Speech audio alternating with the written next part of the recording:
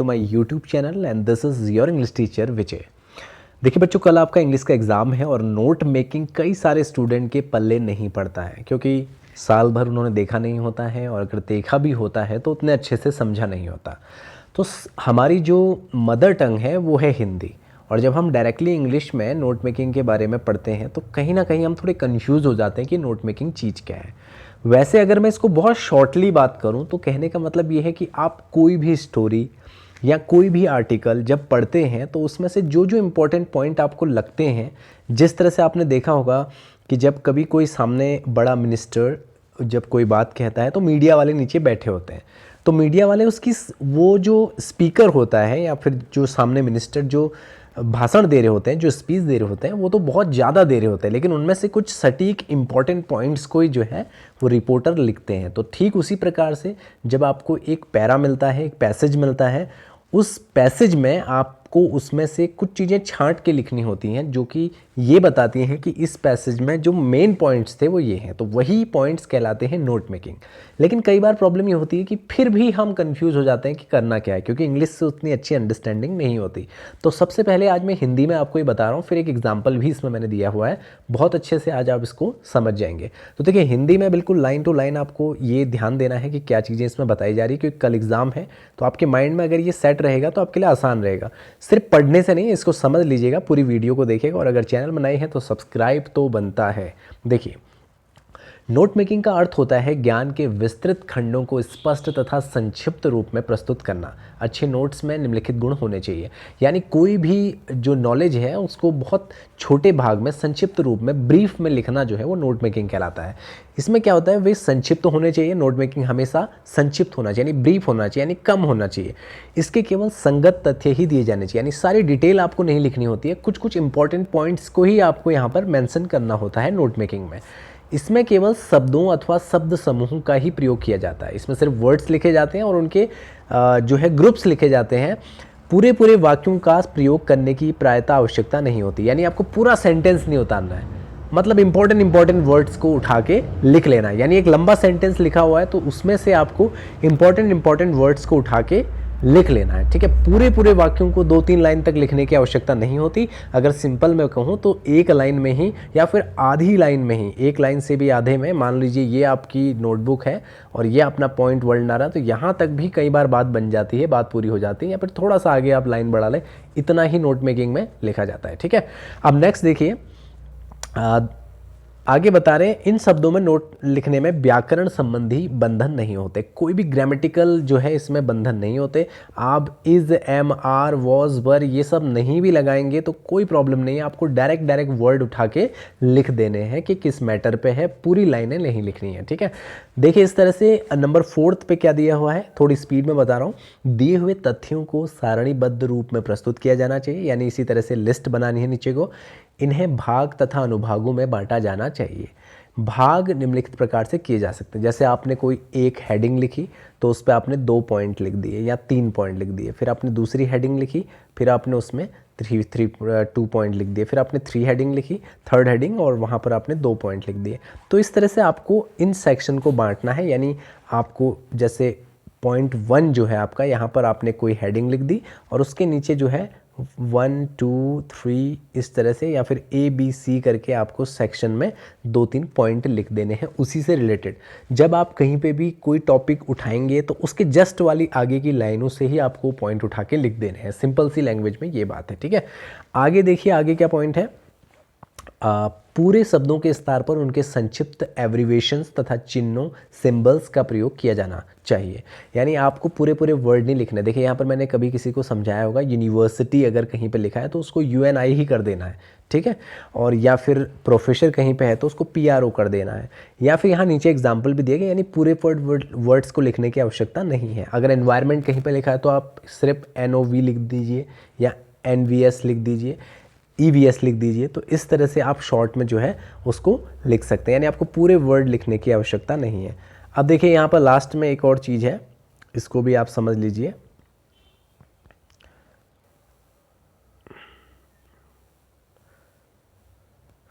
तो देखिए यहाँ पर शब्दों, पांचवें वाले में लास्ट में है, शब्दों के साधारण तथा मान्य संक्षिप्त रूप सभी शब्दकोशों में दिए होते हैं।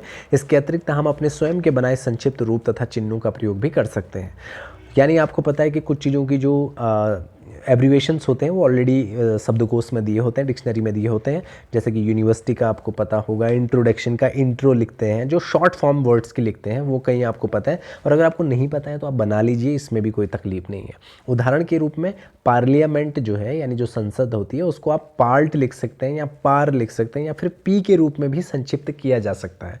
यानी आप किसी भी वर्ड को सिर्फ 2-3 उसके सामने के शब्द लिख के उसको छोड़ दीजिए, ठीक है। परंतु इस बात पर ध्यान रखा जाना चाहिए कि एक ही संक्षिप्त रूप एक से अधिक शब्दों के लिए प्रयुक्त ना किया जाए। यानी अगर आपने पार्लियामेंट के लिए जैसे PAR कर दिया है, तो आगे कहीं पर कोई और वर्ड है उसके लिए भी आप PAR शॉर्ट वर्ड नहीं लिखेंगे। ये कहने का मतलब है एक शब्द के लिए एक ही टाइप का आपको एब्रिवेशनल वर्ड लिखना है। ये आपको, मुझे लगता है कि यहाँ पर काफ़ी सारी चीज़ें अंडरस्टूड हो गई होंगी। अब देखिए यहाँ पर एक पैरा दिया हुआ है, तो इसको भी मैं आपको समझा देता हूँ। अब यहाँ पर देखिए एक टॉपिक दिया हुआ है, one question that often troubles today's youth is the relevance of the education they are receiving. They feel disheartened by the thought that the degrees they are pursuing may not be much help to them in earning their livelihood. तो इस तरह से जैसे यहाँ पर आपको थोड़ा थोड़ा समझ में आ रहा होगा कि आज के जो युवा हैं काफ़ी ट्रबल कर रहे हैं, क्योंकि जो एजुकेशन प्राप्त कर रहे हैं वो उन्हें जो उनकी लीवलीहुड के लिए जो अर्निंग जो आवश्यक है, जो कमाई आवश्यक है, उसमें वो मतलब सफल नहीं हो पा रहे पैसा कमाने में। जो एजुकेशन ले रहे हैं वो उनके अंदर वो क्वालिटीज़ डेवलप नहीं कर पा रही है कि जिससे वो जो है अपने जीवन जीने के लिए, जीवन निर्वाह के लिए अर्निंग कर सकें। तो कुछ इस टाइप का आपका मैटर लग रहा है। तो जैसे यहाँ पर मैं देखिए ज़्यादा इसमें डिटेल में नहीं जाऊँ, क्योंकि फिर आपको काफ़ी लंबी वीडियो हो जाएगी, तो आप समझ लीजिए। आगे भी इसमें दिया हुआ है, so they lose interest in studies and let themselves drifts. तो यहाँ पर बताया कि वो लोगों का जो इंटरेस्ट है वो यहाँ पर ख़त्म हो रहा है और इस वजह से वो ड्रिफ्ट कर रहे हैं। ड्रिफ्ट का मतलब होता है भटक रहे हैं, ठीक है।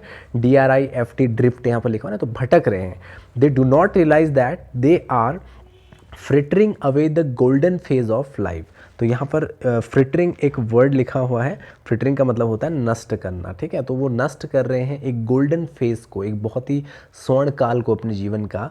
When they mind is free from the routine worries of house holder and when they can enrich their mind with knowledge. तो यहाँ पर क्योंकि इस वक्त क्या होता है, जब पढ़ने की एज होती है तो एक गोल्डन टाइम पीरियड होता है अपने माइंड को अच्छी चीज़ों में इन्वॉल्व करने का।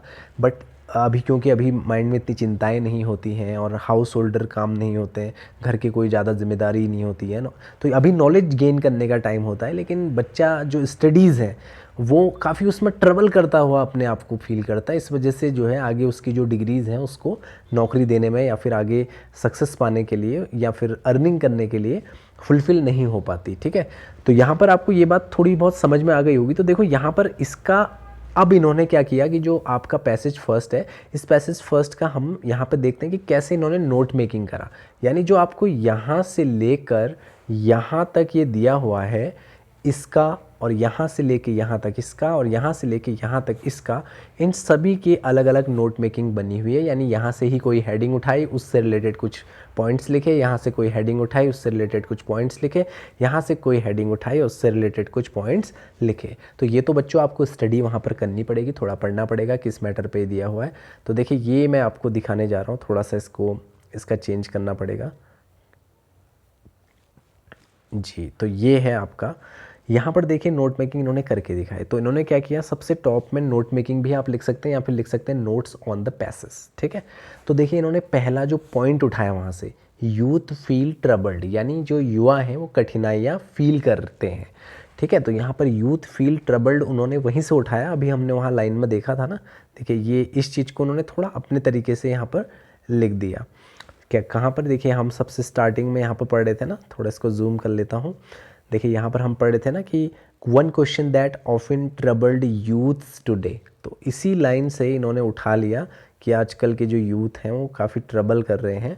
तो यही चीज़ यूथ फील ट्रबल्ड इन्होंने यहाँ पर हेडिंग डाल दी, समझ में आ गया होगा। अब इन्होंने क्या किया, पहला एक पॉइंट यहाँ से उठा लिया और लिखा ED they receive not rail. इस तरह से इन्होंने शॉर्ट फॉर्म में लिख दिया। अब इस ED का मीनिंग क्या है, इस ED का क्या मीनिंग है हमें ये जानना है। देखिए मैं कोशिश करता हूँ, ये थोड़ा सा ये इधर नहीं हो पा रहा है ना, ये नॉर्मली शिफ्ट हो जाता है बट दिस इज़ नॉट, हाँ इस तरह से इसको यहाँ पर शिफ्ट कर देते हैं ताकि ये प्रॉब्लम ना करे। अब देखिए अब हमें क्या करना है, ये देखिए जैसे यहाँ पर इन्होंने ईडी लिखा, क्या लिखा, ईडी, ईडी इन्होंने लिखा यहाँ पर, तो ईडी का मीनिंग क्या है, एजुकेशन, क्या है, एजुकेशन, यानी एजुकेशन दे आर रिसीव, जिस एजुकेशन को प्राप्त कर रहे हैं, नॉट रेल यानी रेलिवेंट, यहाँ पर जो एजुकेशन वो प्राप्त कर रहे हैं वो उनके लिए रेलिवेंट नहीं हो रही है, ये यहाँ पर ही लिखना चाह रहे हैं। तो उन्होंने क्या किया, यूथ फील ट्रबल्ड हेडिंग डाली और पहला पॉइंट उसी के आगे जो हम पीछे पैसेज पढ़ रहे हैं वहीं से ये लाइन उठाई, education they are receive not rail, तो यहाँ पर ईडी लिख दिया, यहाँ पर रियल लिख दिया। तो इसी को हम एब्रिविएशन कहते हैं, यानी पूरे पूरे शब्द नहीं लिखने, छोटे छोटे शब्द लिख देने। और मैं आपको ये लाइन दिखा भी देता हूँ कि ये कहाँ से इन्होंने लिया हुआ है। देखिए ये लाइन इन्होंने कहाँ पर से उठाई है, अभी हमने देखा था ना कि एजुकेशन वाला, ये देखिए ये वहाँ से आगे से यहाँ से इन्होंने हेडिंग उठाई और यहाँ से पॉइंट लिख दिया, एजुकेशन दे आर रिसीविंग, समझ में आ गया, यानी ये इन्होंने हेडिंग बना दी, ये पहला पॉइंट बना दिया। तो इसी तरह से आपको भी बोर्ड एग्ज़ाम में यही करना है, आपको हेडिंग बनानी है और उसके आगे की जो लाइन है उसको पॉइंट बना देना। तो नेक्स्ट देखिए, degree they pursue want help to earn their livelihood, ये भी आपको याद आ रहा होगा कि अभी लिवलीहुड की हम बात कर रहे थे, वहाँ से ये लाइन उठाई इन्होंने और इसको पूरा लिख दिया। यहाँ पर इन्होंने लिवलीहुड को पूरा लिख दिया, आप चाहें तो सिर्फ लीव लिख के भी इसको छोड़ सकते हैं और बाद में जो है ये आपको एक बनाना पड़ेगा, उसके बारे में मैं लास्ट में बात करता हूँ। तो ये इन्होंने पहला पॉइंट लिया और इस पर आपने देखा कि 2 इन्होंने सब हेडिंग्स लिख दी, यानी ये थी हेडिंग, ये दोनों सब हेडिंग्स। इसी तरह से यहाँ पर जो है harms of such an attitude, attitude को ATT लिख दिया और यहाँ से फिर 2 पॉइंट और इस पर लिख दिए। इसी तरह से थर्ड में एक और हेडिंग ली और 1 2 3 3 पॉइंट लिख दिए, फिर एक हेडिंग ली 1 2 3 1 2 यहाँ पर पॉइंट लिख दिए। तो इसी तरह से आपको भी बोर्ड एग्जाम में करना है। आप देख लीजिए इतना छोटा लिखना है, कोई बहुत ज़्यादा इसमें लिखने का मैटर ही नहीं है, आपको बहुत शॉर्टली इसको लिखना है क्योंकि टाइम कम है, इसलिए मैं ज़्यादा डिटेल में नहीं जा रहा हूँ, बस आपको एक शॉर्ट फॉर्म में समझाने की कोशिश कर रहा हूँ कि ये आपको करना है। जब आप ये सारे हेडिंग्स बना के, अब आप ये मत बोलना कि सर छाँटेंगे कैसे, देखिए छाँटना आपको पढ़ के है। जैसे आप कोई, जैसे पैरा 2 में आप पैसेज के पैरा 2 में आप चले गए हो तो वहाँ पर आपको क्या करना है, जब आप सेकंड पॉइंट पर चले गए तो उसको पढ़ना है, वहाँ से एक लाइन जो इंपॉर्टेंट आपको स्टार्टिंग में लग रही है उसको आपको हेडिंग बना लेना है और उसी से रिलेटेड आगे जो लाइनें चल रही है वहाँ से उठा के 2-3 पॉइंट वाली सब हेडिंग ढूंढ लेनी है या फिर 2-3 पॉइंट उठा लेने हैं और उन पॉइंट्स की जो स्पेलिंग है उनको शॉर्ट बना देना है कहीं कहीं पर। जैसे यहाँ एजुकेशन का ED बनाया, रेलिवेंट का REL बना दिया, इस तरह से, ठीक है। और फिर लास्ट में आपको क्या करना है, लास्ट में आपको जो करना है वो करना है ये एब्रीवेशंस यूज्ड, ये एक टेबल बनानी है। इसी तरह से एक जो है आपको एक बॉक्स बनाना है, एब्रीवेशन वर्ड्स भी लिख सकते हैं या फिर एब्रीवेशंस यूज्ड भी लिख सकते हैं। फिर आपने जितने शॉर्ट वर्ड यहाँ यूज़ करे इस नोट मेकिंग में उन वर्ड्स को आपको लिख देना है। जैसे पहले में ED लिखा था, देखिए यहाँ पर ED उतार दिया, फिर REL रेल लिखा था, फिर ये उतार दिया, फिर एटीट्यूड वाला ATT लिखा था वो उतार दिया, फिर इन्होंने INT ये उतार दिया, फिर SOC ये उतार दिया। यानी जो शॉर्ट वर्ड यहाँ से उठा के एब्रीवेशन लिखे थे उन सबको यहाँ लिस्ट कर दी और डैश करके उनकी फुल फॉर्म भी उतार के लिख दी कि ED का मतलब एजुकेशन था, रेल का मतलब रेलिवेंट था, एट का मतलब एटीट्यूड था, इंट का मतलब इंटेलेक्ट था और SOC का मतलब सोशल था, ठीक है। तो इस तरह से आपको नोट मेकिंग करनी है। तो उम्मीद है कि आपको अच्छे से समझ में आ गया होगा। कोई भी क्वेरी हो तो आप पूछ सकते हैं और आज की वीडियो में इतना ही। Thank you so much for watching this video. मिलते हैं अगली वीडियो में और कल की एग्ज़ाम के लिए आपको ऑल द वेरी बेस्ट। उम्मीद है कि अच्छे से आप इसको समझेंगे। और एक चीज़ इसमें मैं और ऐड करना चाहूँगा कि जो इसकी समरी होती है बच्चों, इस पूरे पैसेज को जब आप पढ़ेंगे इसका एक निचोड़ निकालना होता है, पूरी समरी नहीं लिखनी होती। जो इंपॉर्टेंट आपको इसमें लगेगा वो सारा लिख के 80 वर्ड्स में उसे कन्वर्ट करना होता है। तो उसमें आपको पहले समझ लेना है कि स्टोरी किसके बारे में है, एक टाइटल दे देना है और टाइटल के बाद उसमें शॉर्ट बना के समरी पूरी कर लेनी है। तो आज की वीडियो में इतना ही। Thank you so much for watching this video.